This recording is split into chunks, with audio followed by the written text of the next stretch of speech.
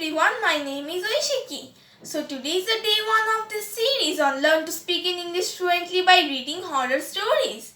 So today I am going to read a story on the topic Sister Shanti and the English Nurse. So let's begin with our story. Sister Kamla looked out of her hostel window. It had been snowing since the last 3 days in Shimla, slow and steady. A white carpet stretched endlessly where once stood the ground, flower beds and the benches. It all looked pure and beautiful. It was the first time she had seen snow. She had come back today after a 3-day leave. She had walked 10 kilometers for Jutog as no buses were plying due to heavy snowfall. She was a student nurse and belonged to Bilaspur district. Sister Kamla was dread tired after an day's walk and wanted to sleep for 24 hours, but this was not possible. Her shift started at 8 o'clock in the night. Moreover, there were so many errands to be completed before rushing to the hospital, ironing her dress, cleaning her shoes, taking a bath, and having dinner. At about 10 minutes to 8, she reached the hospital, an old rickety building, popularly known as Snowdon. The sister's duty room was part of the male ward. The male ward was divided into two. Like a stage, you climb a few steps to reach the second part, where the nursing station was situated. From the station, you could see all the beds in the male ward below. The dead house was at the back. Common bathrooms were near dead house. The flooring was wooden and the building had a lot of zigzag entrances and exits, with so many doors, small and big rooms. Nurses called it a bhoot bangla jokingly. Sister Kamla sighed with relief to find what Sister Usnim was nowhere in sight. Everyone was really scared of her. If there was just a single wrinkle on the dress, the ward sister would take your class as if you have committed a murder. If you were not alert enough to respond immediately to patients' calls, she would reprimand you so severely in front of everyone that the next time, even if a patient did not call you, you would be there.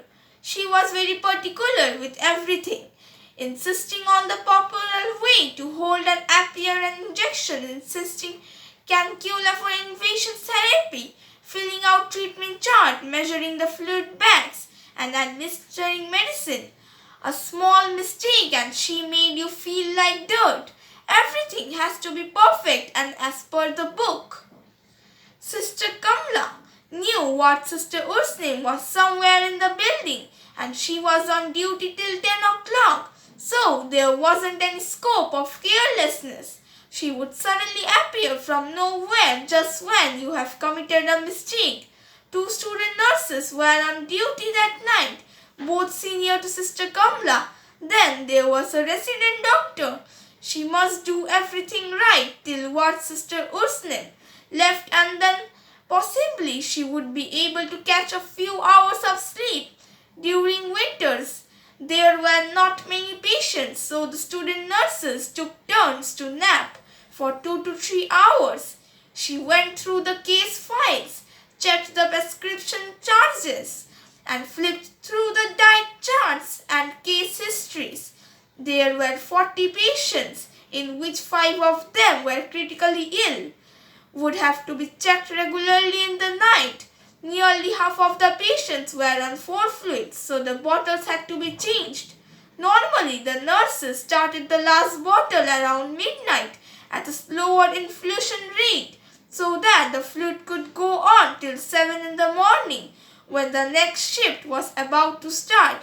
Sister Kamla did the needful and noted all important observations in the file. It was quiet in the ward. As Sister Kamla flipped through the files, she heard footsteps on the wooden stairs. Someone was coming, probably ward Sister Usnim. As the sound came nearer, she recognized Sister Usnim's quick steps. She stood up from the chair in attention, scared of what she might ask her, and for God's sake, where were the other nurses? Sister Usnim entered the ward, did not utter a single word, word or even note at Sister Kamla's greetings and started the round as Sister Kamla tagged along with the treatment charts and files. She was in the ward for about 15 long minutes and then left. Phew! Thank God, the Lady Hitler did not say anything nasty, thought Sister Kamla. She was pleased that for the first time she had handled the ward sister alone during the round and everything had gone well. Though she was surprised Sister Ursnim hadn't uttered even a word to patients or to her. This was unlike her. She hadn't even once glanced at Sister Kamla during the entire round. A few minutes later, the other two sisters came into the ward. She told them about Sister Urslim's round. They were white with fear and were quite disturbed. They were sure to be reprimanded the next day for being late, but they were not really late. They were checking the medicines in the store and bringing in the appliances for the night. How the heck did they know that the sisters would come for the round at 8:30 p.m.? The time for night round was usually after 9 o'clock. The next couple of hours passed smoothly. Sister Kamla took the first turn to sleep from 11 o'clock to 2 o'clock. When she woke up, her companion sister was feeling unwell. She had fever, so both of her seniors went off to sleep and Sister Kamla was left alone. Not much was left to be done. Though one glucose bottle has to be changed, only one patient has to be given an injection and she had to take another patient's temperature. That was all. However, half an hour later, Sister Kamla began to feel drowsy. For a few minutes, she fought with sleep, but losing the battle, she decided to lean her head on the table, only to rest, but dozed off. Suddenly, she woke up with a start. She had been slapped hard on the cheek by someone. She was terrified. She looked at the watch. It was 3 o'clock. She started screaming uncontrollably. The other two sisters came running. Patients woke up, and some of them who could move from their beds started looking for the intruder. For the next few moments, there was chaos. Sister Kamla's cheek hurt. In fact, there was a clear impact of a hand on her cheek. So hard had she been hit. No one was found. Her attacker should have been caught because she had screamed immediately when she was assaulted. In the midst of this chaos, Sister Kamla remembered her patient's temperature was to be checked, injection need to be given, and the glucose bottle had to be changed. She uttered a cry of anguish and hurried to do the needful. A few moments later, she was unconscious in a heap near the patient whose glucose bottle she had to change. Sister Kamla was discharged from the hospital a day later. She went on a 2-week leave to recuperate from acute stress. No one knew what was wrong with her. She had stopped talking and answered no questions. 2 weeks later, a request for extension of leave was forwarded to the hospital administration by Sister Kamla's father. It was then that Sister Ursnim decided to meet the young student and traveled to her hometown in Bilaspur. On reaching her house, she told her family members to leave them alone. Sister Ursnim felt sorry for the girl, whose pallor was as white as chalk. The truth has to be told to her, and she had conveyed it to some other nurses as well, just as she herself had been told by her seniors. Student Nurse Kamla had buried what had happened deep inside her, but when she saw Sister Ursnim, all the horror came back. She started trembling and wept like a small child. Sister Ursnim let her cry to her heart's content, and when the sobs subsided, she said softly, "I know what passed that night.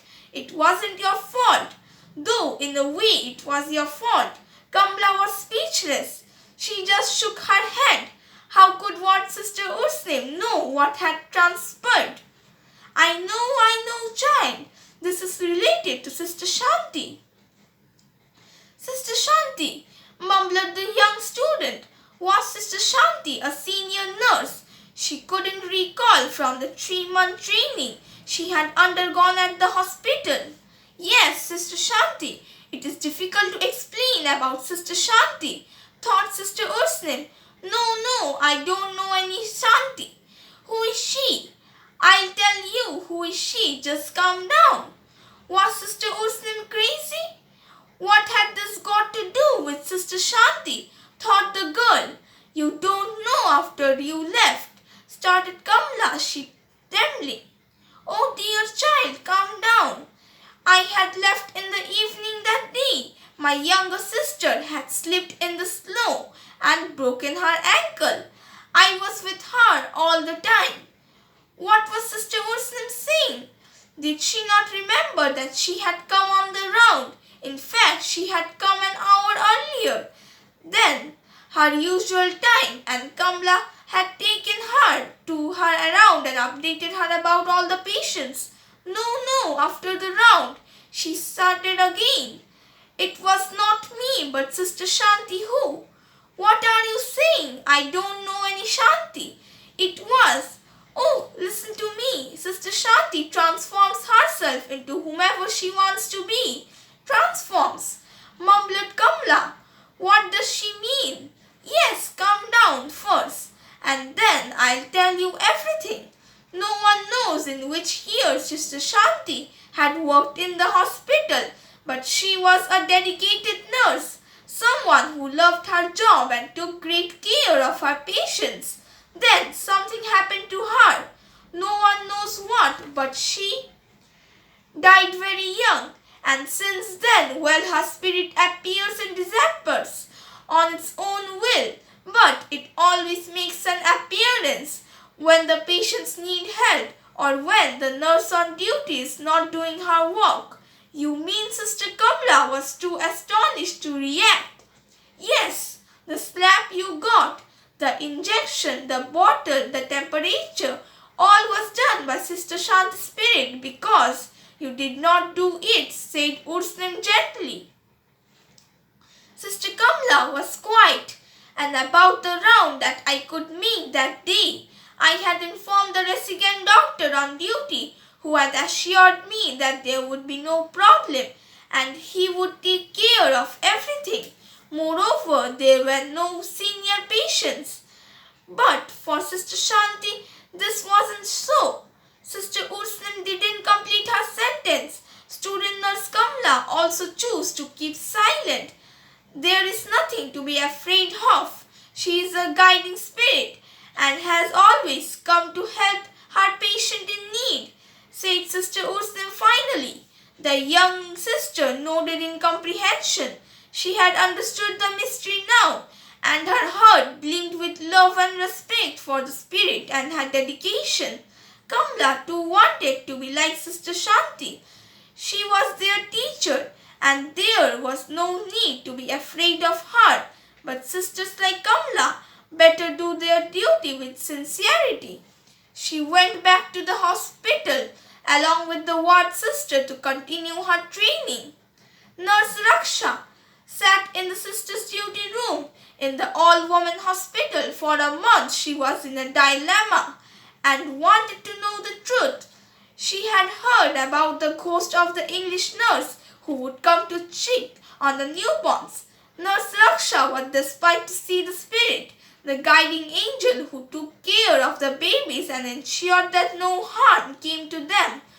Whenever a newborn needed immediate help and no doctor or nurse was around, the spirit would move in and out of the ward to make sure that a nurse noticed her and rushed to take care of the sick child. She had heard about the English nurse spirit from other nurses and quite recently from a junior collegiate. This junior sister had a hysterical breakdown and had to be treated for 3 days before she was ready to take up her duties again. That too on an assurance that she would not be given night duty in the hospital until she had recovered fully. The unsuspecting junior sister had no idea about the spirit when it changed upon her at 1 o'clock in the night, while the ward sister was in the special ward and 2 other nurses were in the labor room assisting in the delivery. She sat alone in the nurse's duty room trying to fight asleep when she looked out of the window and saw an English woman. What a surprise! The lady was wearing a nurse dress, not the silver camise they wore, but a frock with a belt, long with socks and black shoes and a different white-colored scratched hair gear, a nightingale cap.